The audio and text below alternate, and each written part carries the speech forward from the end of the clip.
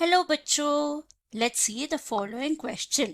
Question है the main arena of cellular activity in plant and animal cell is options है A cell membrane, B mitochondria, C cytoplasm, D ribosome.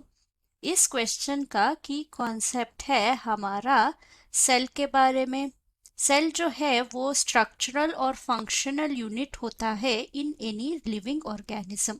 मतलब जो भी हमारे body function कर रहा है वो बेसिकली फंक्शन होता है उनका सेल का। तो अगर सेल्स काम नहीं करेगा सो बॉडी में कुछ भी फंक्शन सही से नहीं होगा। तो अगर हम प्लांट और एनिमल सेल के स्ट्रक्चर देखें, दोनों में जो कॉमन फीचर होता है वो है आउटर मोस्ट लेयर। तो अगर हम प्लांट सेल में देखें वो है सेल वॉल, पर एनिमल सेल में आउटर मोस्ट लेयर जो है वो सेल मेम्ब्रेन होता है। तो इसमें दोनों में जो कॉमन है वो है सेल मेम्ब्रेन। इसको हम प्लाज्मा मेम्ब्रेन भी बोलते हैं, प्लाज्मा मेम्ब्रेन। इसका क्या फंक्शन है? ये एक बैरियर की तरह एक्ट करता है। तो ये सेपरेट करता है outer environment from inner contents. So separates outer environment from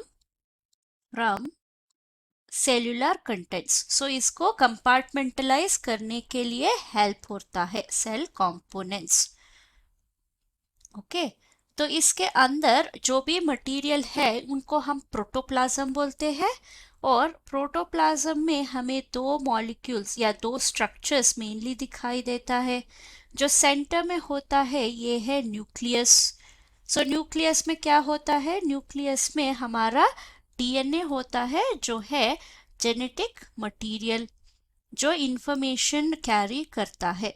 so जो भी हमारा सेल का फंक्शन है वो गाइडेड बाय इस जेनेटिक मटेरियल से होता है।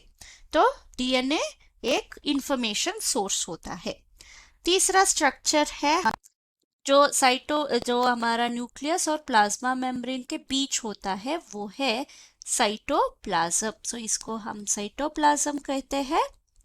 सो इसमें क्या होगा? ये मेनली जेली लाइक सब्सटेंस होता है, जेली लाइक, जिसमें हमें सारा सेल ऑर्गेनल्स जो है वो हमें दिखता है। सारा सेल ऑर्गेनल्स इसके अंदर ही रहते हैं, क्लोरोप्लास्ट, माइटोकॉन्ड्रिया, एंडोप्लाज्मिक रेटिकुलम और गोल्गी बॉडी एक्सेट्रा।